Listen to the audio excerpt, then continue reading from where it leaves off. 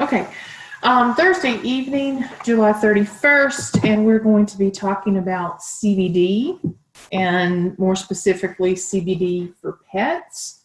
So I have quite a few notes that I've made, so bear with me as I look at that. I will pause periodically for Q&A and to kind of check in on the questions that people are asking. Please know that I am looking at two different screens, one for Facebook and one for Zoom, and that's so I'll be trying to catch up on the commentary and the questions, that sort of thing. So just bear with me. If you have them, ask them. I'll come back to them and comment on them shortly. So a couple of things. CBD has been around for a while. Clearly, this is not new. It is new in the sense that Young Living, a company that I am an independent distributor for, acquired a company called Nature's Ultra. And Nature's Ultra makes an extremely high quality CBD. They are one of the very few companies who currently hold a USDA organic certification and organic handlers certification. And they're based out of Colorado, and they have an extremely high quality, extremely well done business plan, product, and so on. CBD has kind of become the buzz thing that's going around, and you see it in a lot of places, and a lot of people are looking at it, trying it out, and some people are thinking that it's this miracle thing that's going to make everything better. I saw the other day in Rockingham, North Carolina, small town USA, at the family video store that they're selling CBD products. That's probably not a high quality product. So in the same regard that we talk about high quality food, high quality supplements, high quality essential oils, I want you to think about high quality CBD, because those that are not high quality could actually be contaminated with toxins. They could have some synthetics in them. They could have a variety of other things that are inappropriate for us, including THC. And I'll come to what all the THC means in a minute and why it's not in a good quality CBD. So know your source, know where it's grown, know how it's grown, and the integrity of that company. So when Young Living acquired Nature's Ultra, I shifted from the brand that I had been using into this brand because I trust what Young Living calls their seed to seal program, which means they know the plant, they know the soil, they know the materials used to grow that plant. There are no pesticides, no inappropriate things that have been added to or used in the growing process for these products. So extremely important that you begin with a high quality product if you were thinking about trying this for yourself or your pet. You kind of get what you pay for in most cases. And if you are looking at a cheap, expensive and think, oh, wow, that's like way more affordable than some of, you need to question and look at why, because there truly will be a variance in the quality of that product. So what is CBD? It is cannabidiol. It is a constituent of a plant that is grown either as hemp or as marijuana. There are two varieties of the plant called cannabis sativa. So remember, when we talk about essential oils, we talk about the botanical name. So the botanical name of the plant, cannabis sativa, is has at least two varieties. One is a hemp variety that is grown to have no or significantly less THC. And then there's the marijuana plant that has THC in it, right? THC being the constituent that creates that, the high, the psychotropic effect that people experience when they smoke pot, right? So cannabidiol is one constituent of 113 cannabinoid molecules. It's one of 113 cannabinoid molecules. There are over 500 different types of molecules in the constituents of these plants, okay? So a couple of other variances is when CBD is being produced from hemp, they are extracting the oil from the leaves. When marijuana is being produced from the plant, they are extracting from the flowers. Okay, so that's an important variance. Hemp is legal now in many places to be grown as long as it has 0.3% or less THC. Anything above 0.3% THC is technically illegal and at the range in which that high would start to take effect. Okay, so I said illegal, and in some states it is not anymore. Some states, they have legalized it. So some people will also ask about hemp oil. It is not the same as CBD.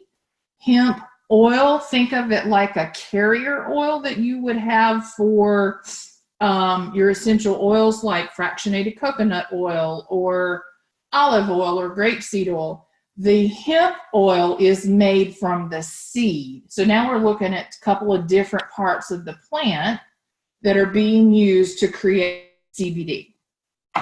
So CBD is a cannabinoid. It interacts with a system in our body called the endocannabinoid system, which is part of our brain that governs many of our behaviors, right? So that's where we start to see how this can work on the receptors of the brain, pain, immune system, where it starts to create that high, and so on. There are two primary receptors. There are probably others, but there are two primary, CB1 and CB2, that come into discussion when looking at what CBD does for the body. So the CB1 receptor is the one that is activated by THC. It's the one that says, hey, we can get high from this stuff, right? It is expressed mainly in the brain, but you will also see CB1 receptors expressed in the lungs, liver, and kidneys. So again, this is the one that is associated with the psychotropic effect. CBD, when done the way I'm going to describe further, will not activate that CB1 receptor because there is not enough THC in it. Okay? So the CB2 receptor is the one that we then get activated with CBD. It can also be activated with things like chocolate and omega-6 fatty acids, for example. This receptor is the one that starts to govern our immune system, stem cells, bone marrow. It allows the transformation of these cells into different types of cells. And it's also where we see the effect of managing pain, memory, mood, appetite, potentially anti-nausea, sleep and relaxation, and a modulation of seizures as possibilities here. So, whoops, CBD is not an essential oil, nor is it a fatty oil. It is somewhere in the in-between. By definition, essential oil is steam distilled. We also sometimes see the cold, I wanted to say, that's not right, citrus oils. We'll see them cold pressed, but CBD is created in one of two ways from the hemp leaves. Remember that part, right? So there is a CO2 extraction that happens at a very low temperature with a lot of pressure, which will turn the gas.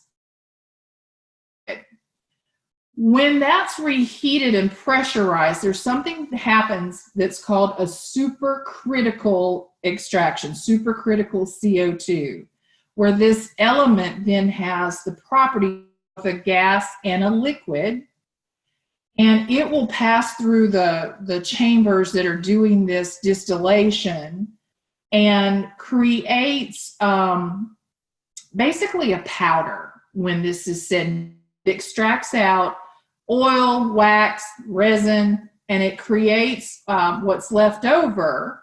They have turned into a powder, right?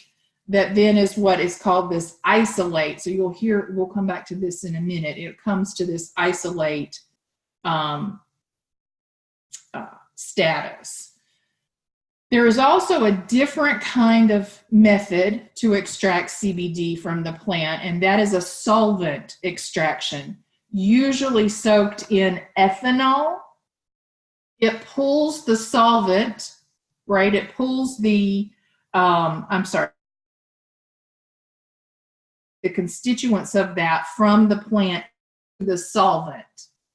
And then they evaporate out the alcohol. So they use the alcohol to pull it out, and then they evaporate off the alcohol, leaving behind the oil. That will have THC in it. When they do the CO2 extraction, they can get out only the CBD and not bring the THC with it, okay? There are pros and cons to both ways. Nature's Ultra is using the CO2 extraction. The solvent extraction method would actually destroy the waxes and would destroy what they call flavonoids and carotenoids, which the flavonoids are beneficial to anything inflammatory, and the carotenoids are beneficial to the eyes. So all of that is pulled out. And then it's possible that some of the solvent would be left behind in the process, meaning when you use or consume CBD, you are also taking in the alcohol, ethanol. Okay. Not seeing any questions. Look, first of all, let me make sure I can find my questions.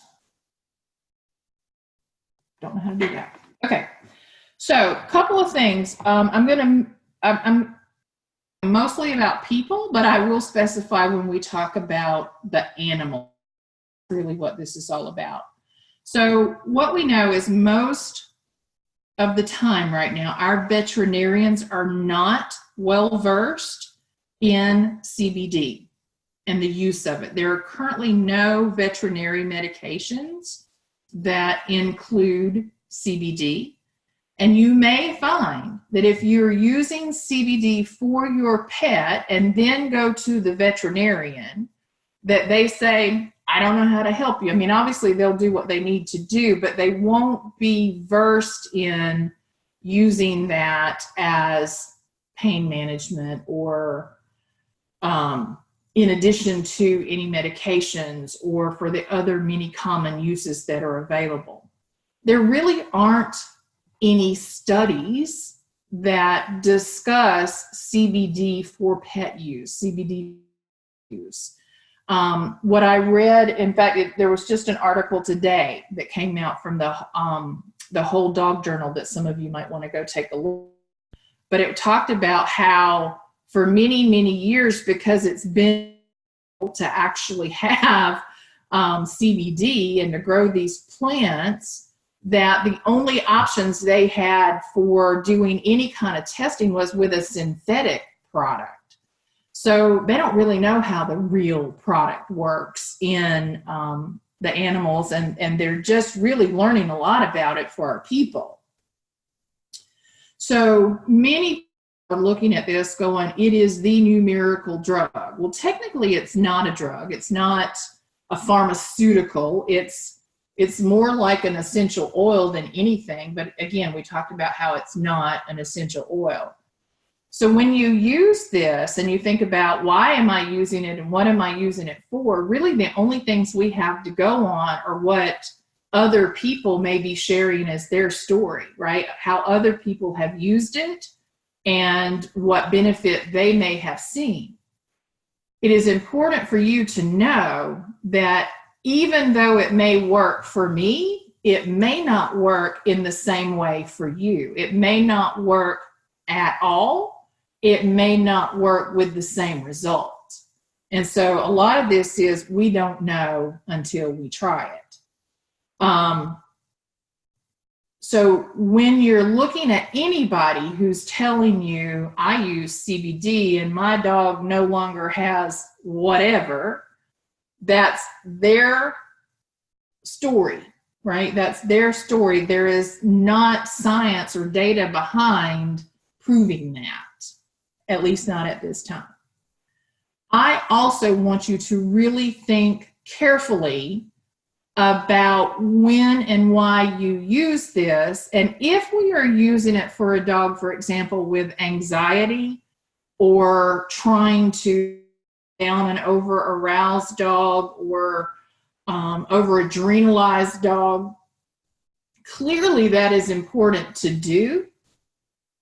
But I don't want you to use CBD as the crutch. We trainers have been solving these problems without a product like CBD for a lot of years. Now, I say that also telling you that I added essential oils to my repertoire and have seen results, amazing results.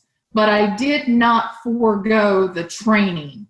I did not forego the trying to identify the root of the issue and helping the dog address his own healing and his own state of mind. I did not forego the energy work that comes with this, right? Whether that's Reiki, the raindrop technique you guys hear me talking about, certainly training and exercise are critical. For you and me, we hear people talk about using it for depression or other mental topics, right? I don't believe we should forego doing the work, doing the therapeutic work, which may include hiring a professional for therapeutic consultations to help us through that. Because if we can fix it all, and I'm willing to agree that CBD can certainly help, right?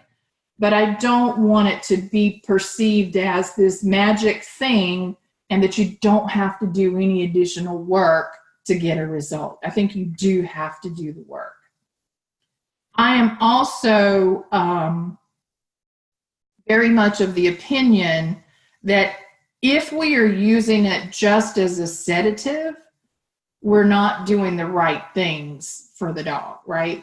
We ought to be training and working through those issues. Now, again, fireworks, thunderstorms, tremendous levels of anxiety, maybe we do need to add something as we're going through the learning process of change, right?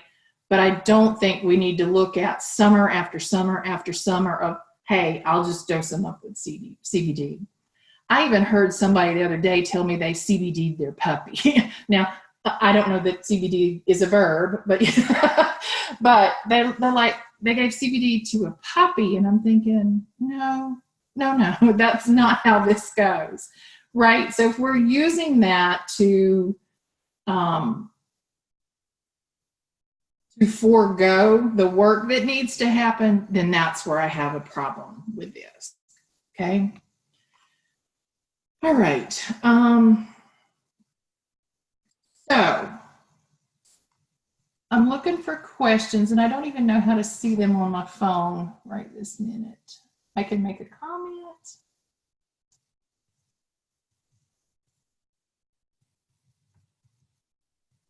I don't see any questions. I don't even see the question thing scrolling around, which is weird. So sorry, if you're asking me a question, I cannot see it.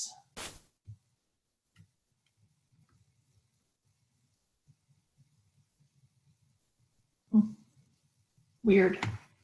All right. So about quality, let me just reiterate that the quality of the brand that I'm talking about right now has no pesticides, no solvent, and no heavy metals. I can't tell you how many times we are seeing people and pets show up with heavy metals in their system when I do something called the Zytoscan. We're also seeing pesticides, right? We know that they're everywhere. I told you guys the other day about all my neighbors spraying, and it's driving me crazy. But there are none used in the farming process of this. If you don't know that to be true for the brand you're buying, you ought to question the quality of. So, who should not use CBD? Right now, the Whole Dog Journal, the ASPCA, and many others are suggesting that for pet use that we hold off, that we don't actually use it. So if you do choose to do that, right, choose to use it, you may find yourself feeling like, who's going to help me with that, right? We also think that at this time we should not use it with pregnant mamas, nursing mamas, diabetics. I've heard diabetics say that they are using this, but the suggestion is to not. So if you're going to think about that, just keep that in mind. And then certainly the theory is we should talk with our veterinarian, but the flip side of that is our veterinarians may not know much about this at all. So their default answer may be choice. So I mentioned earlier that what we have in the Nature's Ultra product is it begins as an isolate, which means they have taken those 113 constituents, right, those 500 molecules, and of those 113 cannabinoids, they have pulled out the one called CBD into a powder form, and then they add it to fractionated coconut oil and make a tincture out of it. So a liquid with a dropper in it that you measure out, droppers full, as a dosage. So everybody then generally wants to know, how much should I give? And the short answer is, don't know. It might vary very much between dog to dog, person to person. Somebody that is exactly my age, my height, my weight may take more or less than I do. Very individualized. And so you have to fall back to the go low and slow, start with the lowest dosage, maybe even less than that of what's recommended on the bottle, and see how you or your pet respond, and then make adjustments from there. For people, and it's presumed to be true for our pets as well, especially if we're looking to manage something like a more chronic pain or a more prolonged type of anxiety, for example, that it has to be used every day, that you have to consistently use some baseline of CBD oil and keep it in the system, keep your body with a certain threshold in the system. And then at times when there is a spike in need, then you may add to that dosage. Some people may not have to add more, but most of us think, and I'll be very honest with you, I did too until I really started learning more about this when Young Living acquired Nature's Ultra. I kind of thought I could just give a dose to the dog an hour or two before the storm and we would see a result. That does not always work. It may, and some people have told us that it works for them, and some people have told us they've seen it work for their dog, but you may find that it does not, that is not a sufficient amount to take effect that quickly, that it may need to happen many days prior. So again, I'm going to fall back to my discussion on if you're dealing with a dog who has separation anxiety or thunder fears or fireworks fears, there are ways to help train and to modify the state of mind that dog goes into when those things are happening. And certainly essential oils and CBD may be able to help us take the edge off. And I'm all for it, totally all for it. But we may not find that it's like taking a medication that works on the fly, right? It may not work that way for everybody. You may also find that when you begin taking it, that an increase or a change in appetite. Some people, some animals present with diarrhea. So that becomes a, hey, how much should I be dosing, right? Might be too much, might not just work for them, may take some time to create a tolerance, all right? We do know that it has the potential to interact perhaps negatively, to perhaps intensify the effects of other medications, especially when they too are sedative or when there is alcohol involved. I have also been told we should not use CBD when prednisone has been administered, when we're taking prednisone.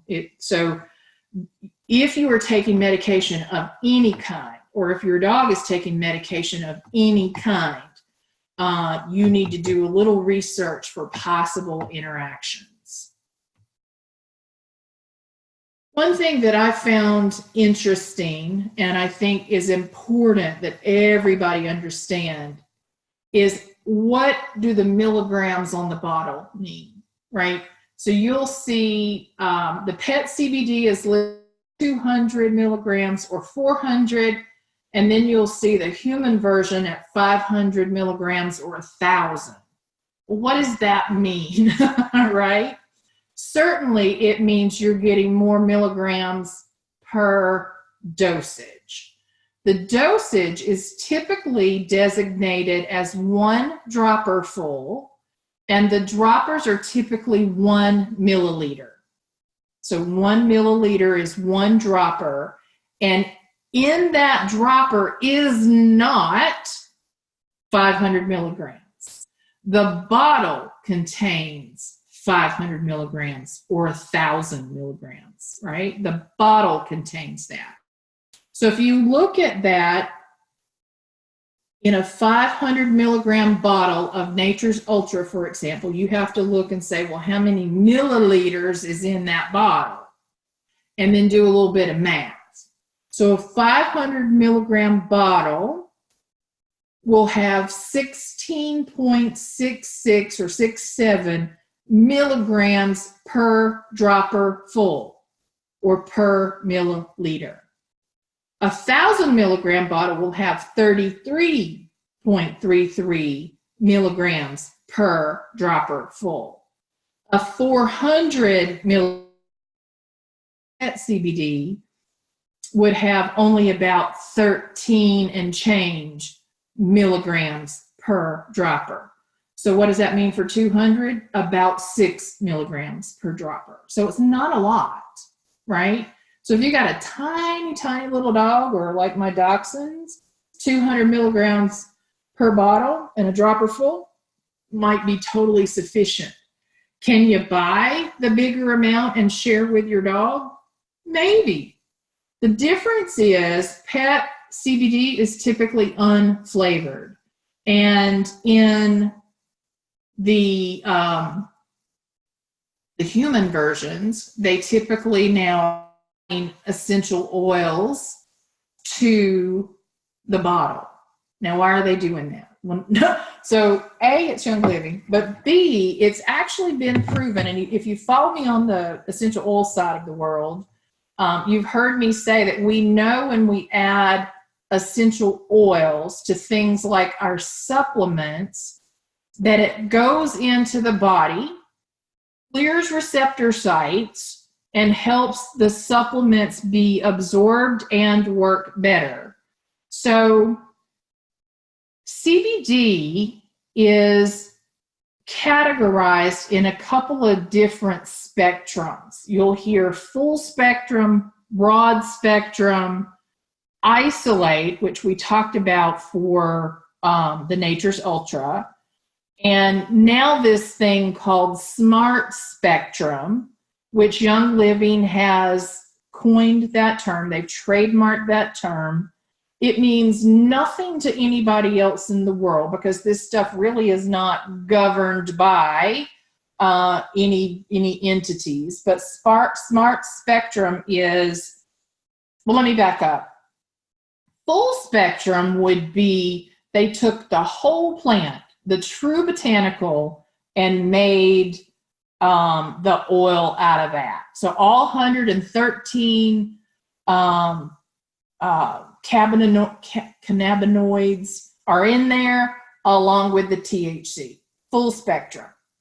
Broad spectrum is all 113 in there with the THC removed. Okay? So you're getting all this other stuff. The question is this other stuff better or not? And there's arguments clearly on both sides as to which is better and which is not. There are some people who are going to tell you full spectrum is the only way to go. There are people who are going to tell you broad spectrum is way better than an isolate.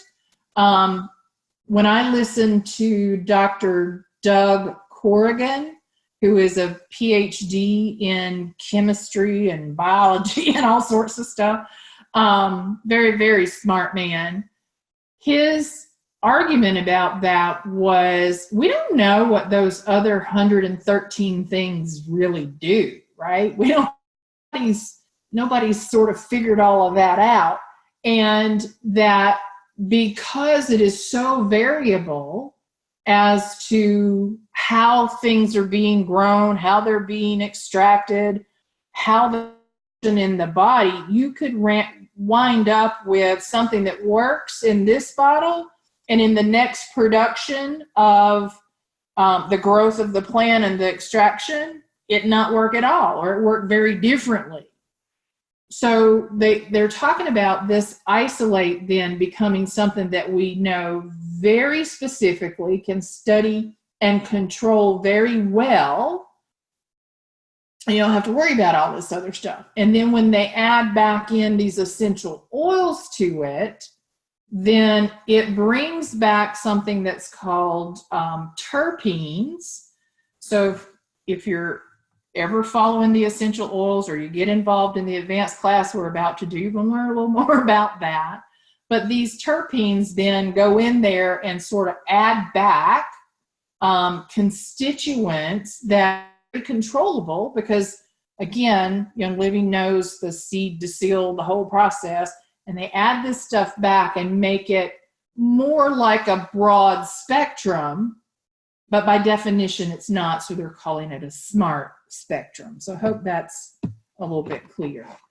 Hang on one second. I'm just gonna flip over to my computer and see if I can find questions, because I feel like there must be a bunch.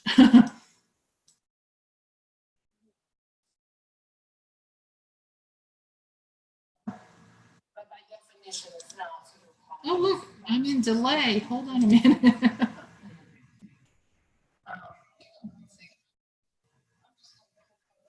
I don't know how to mute you on computer. There we go. Muted.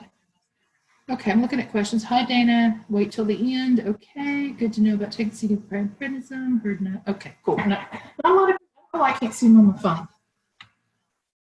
All right, so while I'm looking at it in my note, a lot of people also ask about using CBD for cats. Many people do, just like they use high quality essential oils. Never would we suggest the low grade stuff. Remember, cats have a different metabolic way of processing certain enzymes and how their liver functions do that. But there are a lot of people, a lot of saying they are using CBD from Nature's Ultra for their cats. So I don't know a lot about cats, but we'll put you in some groups where they're talking about that sort of thing. Okay.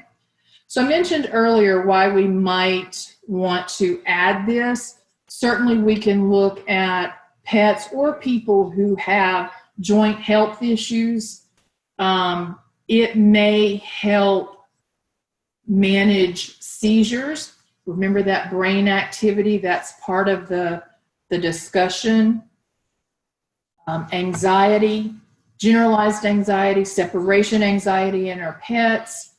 Might even benefit our skin and health, and so on. So how do we use it? So we talked about dosing a little bit, right? The amount your dog weighs and the age of your dog will dictate how much you would actually dose, whether it's like a half a dropper or 2 droppers full, right?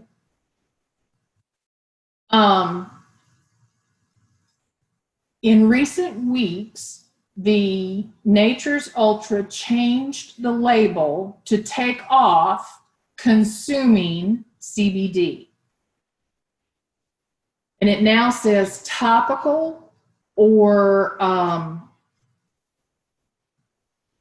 it says topical or something, and I've forgotten what that is off the top of my head. Do not diffuse Nature's Ultra or any CBD for that matter. It's too thick. It's not going to diffuse into the air. It will not be volatile in the same way that an essential oil has activity and floats around the air and does its magic. It's to do that, though, because it is coming from the same plant as marijuana, it's going to smell like pot, right? That's just how it's going to smell. So a topical application can be applied directly to an area of the skin or as a sublingual application. So what does that mean? That means opening your mouth, dropping it under your tongue, and waiting about 30 to 60 seconds to let it soak into the middle of your mouth and basically disappear. So you will taste it, which is why in part these essential oils are beneficial to be included in it, because you're going to get peppermint or cinnamon bark. You could take the unflavored and add any flavor you like for that matter, right? But the sublingual is actually going to help get this into your bloodstream faster. So when we're talking about applying it to our dogs, when I've done it for any pet, I just basically shoot it kind of in the, and they're going to swirl their tongue around, right? But it's going to get absorbed into their mouth rather than mostly just shooting it at the back of the throat and then swallowing it. Can you add it to food? You can. Can you add it to something? You can choose to do that. FDA compliance currently does not say that we should be recommending a consumption, but we know there are edible products in other companies, right? You can choose to do that. But the bioavailability of those milligrams that are going into the system will be reduced when they get into the digestive system versus going directly into the bloodstream. Now, that will, if you are trying to tackle gut health issues, then you want it to start in the digestive system, right? If you are trying to use it for something else, then having it go through the digestive system is probably not the best option, okay? So sublingual is that entry via the lift up your tongue, drop it in the bottom of your mouth, and let it just sort of dissipate into that area. Or you can apply it topically, okay? Tincture we talked about is also a muscle rub, which I'm told is fantastic. I have been listening to a lot of people talk about their sort of story, their testimony of this, and people really have some amazing stories to tell with their results. So again, very individualized how this may go. So all you can do is try it, but I've heard wonderful things about the muscle rub. So I might be acquiring some of that. But we know other companies will have edibles, gummies. Some people are even vaping CBD, right? Putting it in those little vape things and really getting it directly into the bloodstream and into the lungs super fast. There is a risk associated with that called popcorn lung. And I don't think any of us really want to try and experiment with that. So let's see, I mentioned the prednisone, mentioned the drug interactions. I'm going to pause here and see what questions you guys have, and go ahead with your question, Wendy, and then check the other side of my notes.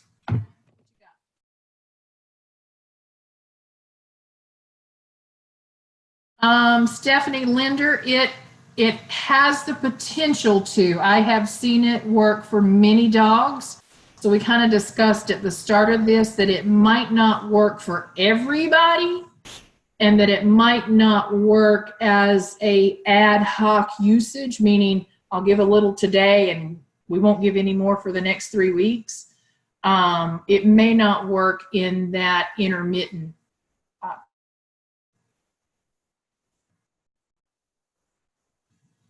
Wendy Creed, ask your question. And if you have, I don't see it.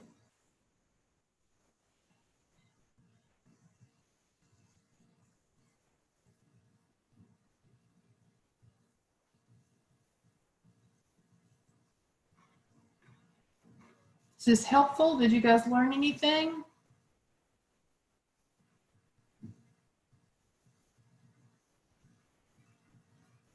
How do you figure out what, Stephanie?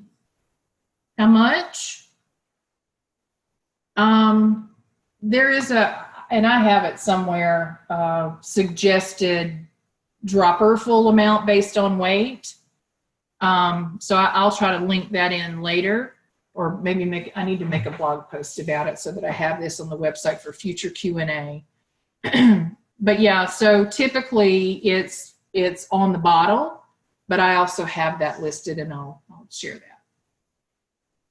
And then again, so you might have missed the first of this, go back and rewatch. What's listed on the bottle may or may not be enough, or may be too much for the individual. So it's kind of a suggested starting point, and then you need to monitor and adjust accordingly. Curious about CBD. Oh, look at you and Angela minded thinking. Similarities, but conversation on which is better. So they are different. They are quite different.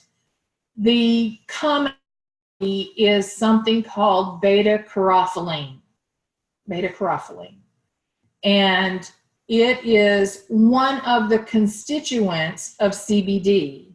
So I would encourage you to just Google that term, beta-carotene, and take a look at it. What we know is the essential oil copaiba actually has more beta-carotene in it. So a lot of people, and when I first started with essential oils, this was sort of the touting thing, because guess what? There was no CBD from Young Living at the time, right? So a lot of people made it sound like copaiba was a lot like CBD and perhaps better, but that's not necessarily true. They are different. What beta-carotene does, right? You need to Google that. You need to Google that term. Is very beneficial to inflammation in the body. And so copaiba is super beneficial to inflammation. CBD has benefits in very different ways, very different categories of ways, right? You could put copaiba with CBD and really zhuzh it up, right? Totally could do that. And I've seen people do that. You will hear people talk about copaiba being a magnifying oil or a driving oil, meaning pushing deeper, not necessarily creating more of anything, but intending the effects of something, right? So beta-carotene is the constituent that both of these products have. And in a true botanical copaiba, there is actually more beta-carotene than CBD generally has. And so go look it up. Go look up the benefit of that constituent and why you may choose one or the other, depending on scenario. So I hope that clarifies and answers a little bit. I can't say the specifics for compliance reasons, but when you look it up, you'll know. Other questions? A lot of people are asking me, well, how do I get CBD? How do I get this CBD? Because again, I do not want you to go to the family video store and buy anything that other than a video, right? It just, I'm telling you, I'm sorry, it cannot be great. There is a way that you can become a member of Young Living at what's called a basic membership. Certainly the starter kits are far better value, but a lot of people just aren't interested. So you can buy a basic membership, link your account to Nature's Ultra, and start to earn your points and incentives that can then be used for other things. So it basically makes you a member that helps you get a better price on the CBD, a better price on the shipping and all that comes with that, along with the other incentives of being a young.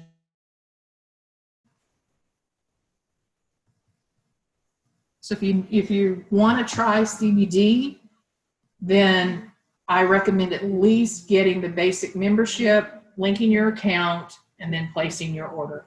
I'll be happy to help anybody do that. All right, other questions?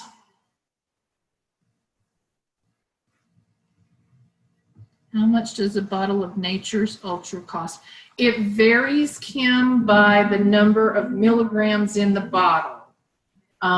It is not inexpensive, but if you, I don't know who saw my post yesterday where I said, try on for size, something about my health is the investment. I want to say it ranges between like $59 and $89. And I think the pet might be just slightly less, but it's worth it, and a little bit will go a very long way.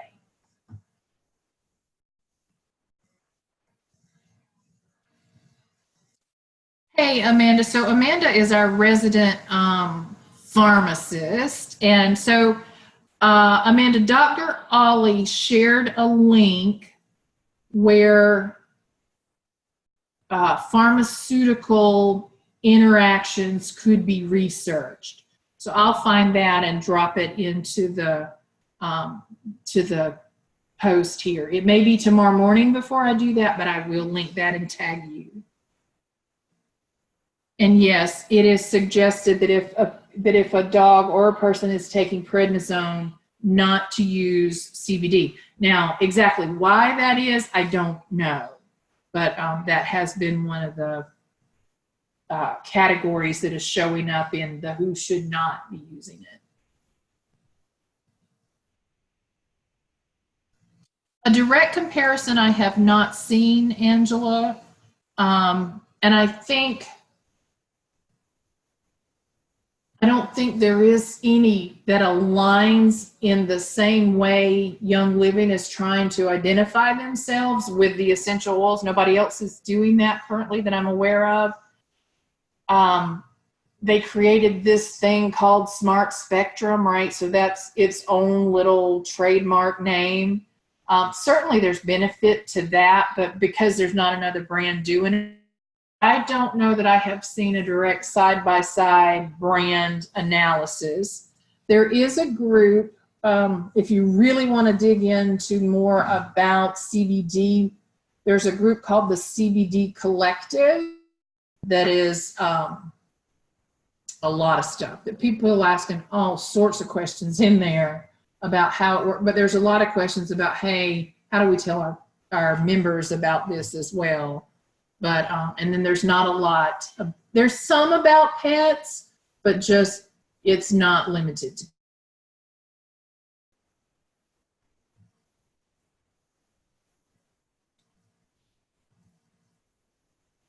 Yeah, so the why is it better? The primary argument, and there's a couple, is Nature's Ultra being certified organic and certified as an organic handler.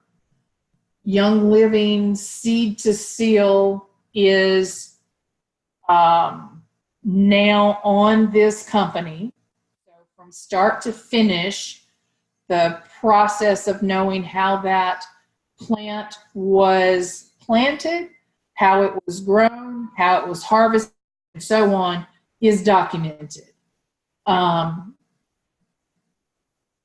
Knowing that there are no pesticides, it's gluten-free, there are no synthetics, there are no heavy metals, all of that is a purity promise. There is no THC, not just less than 0.3, but there is a guarantee on Nature's Ultra's page that there is no THC and that you will not fail for THC.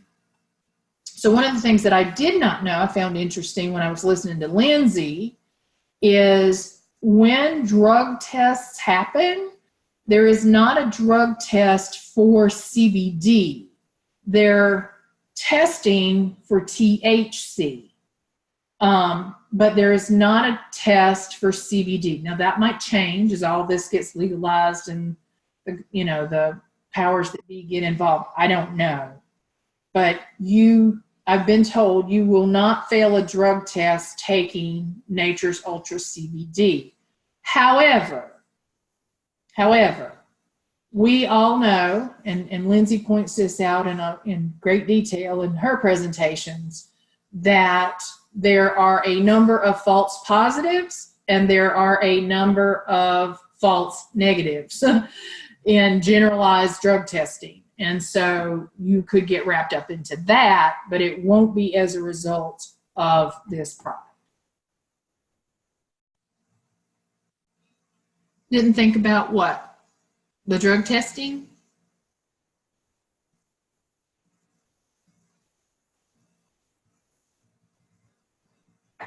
All right, friends, we are at 8:54. I knew this would take a little bit longer. Last call for questions. I hope this was helpful. If questions come up later, let me know. I'm happy to help you come up with the resources to find some answers. And if you are interested in these products and want to acquire them, let me know. I'm happy to help you get started, or Angela can, Amanda can, Wendy can. Lots of people on this call are members as well. And so if you have them as your friend, you can sign up with them as well to start using these products and still get me as your coach and consultant and whatnot. So happy to help any way I can. All right, friends, have a good night.